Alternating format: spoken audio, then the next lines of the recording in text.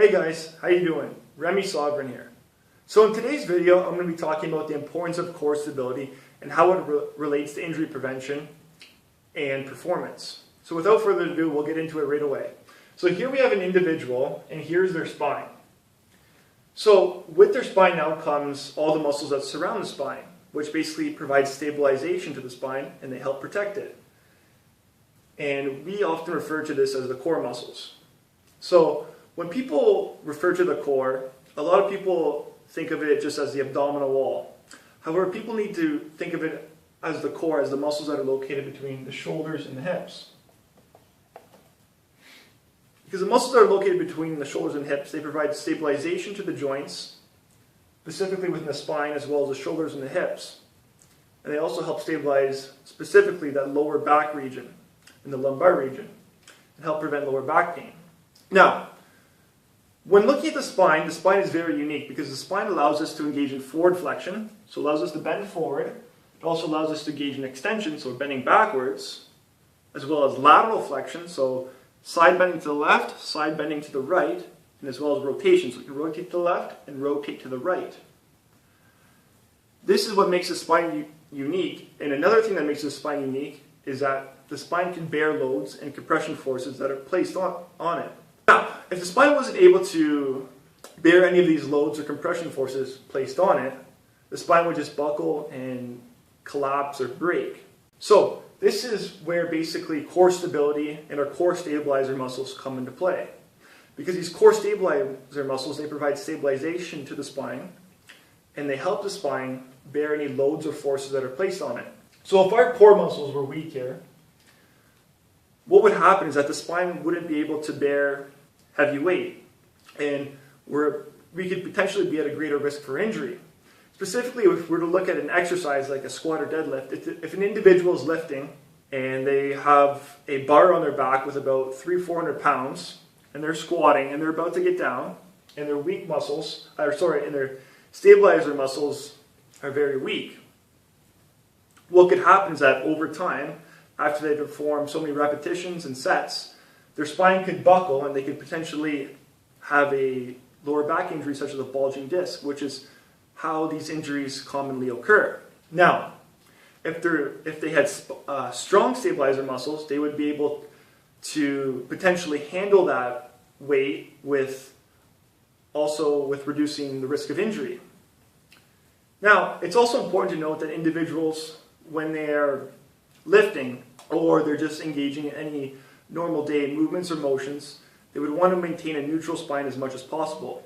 The reason being is because when our spine is in a neutral position, it could bear more weight and more load as opposed to if it was in a position that was deviant from a neutral position. So an example would be deadlifting. If an individual is deadlifting and their spine isn't in a neutral position, they could be at a much greater risk for injury because their spine cannot handle as much load as opposed to being in a more neutral position. So being in a neutral position would reduce the risk of injury, and it would also improve performance.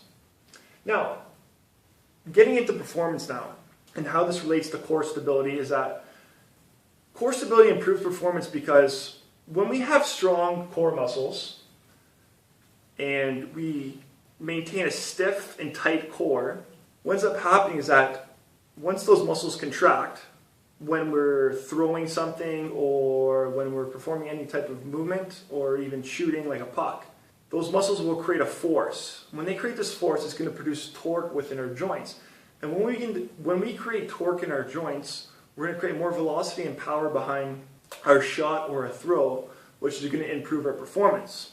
So now that all comes with having strong core stabilizer muscles. Because if those core stabilizer muscles were not strong, what could potentially happen is that our trunk could bend when it shouldn't, and this could potentially lead to a drop in performance or a reduction in velocity or power. Also, what could potentially happen is if we have those weak stabilizer muscles is that we could have a shift in our pelvis or some sort of misalignment within our pelvis, which can cause back pain to occur, and it could potentially impair performance because we would have a nagging injury occurring.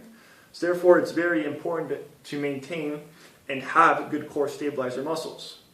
Now, With all that being said, there was a study that was conducted in 2008, and it was published in the Journal of Strength and Conditioning. And they were looking specifically at core stability and how it relates to strength and performance among NCAA Division I football athletes.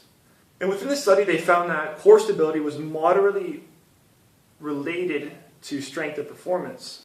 And what they concluded was that core stability should not be the focus of improving strength and performance. Rather, it should be an important concept and something that should be focused and trained on, but it shouldn't be the main focus. Now, with the study, I 100% agree with their findings. The reason being is because there are so many factors and variables that contribute to strength and performance. And some of those variables would include hand positioning, foot positioning, and different techniques that may attribute to strength and performance. And core stability is just one factor, and it may not be the largest factor, but it is still an important factor because it's still important in preventing injury, and it still has been shown to improve performance, which has been shown in other studies. There you have it, guys. That's it for today's video. Just a brief recap now is that core stability is essential. It is very important in injury prevention. It's also important in improving performance. So, guys, I hope you guys enjoyed this video, and in some of my future videos, I'm going to be showing you guys some specific core exercises that you guys can engage in and that you can incorporate into your workouts in order to reduce injury and improve performance. Okay, guys, thanks for everything. Take care.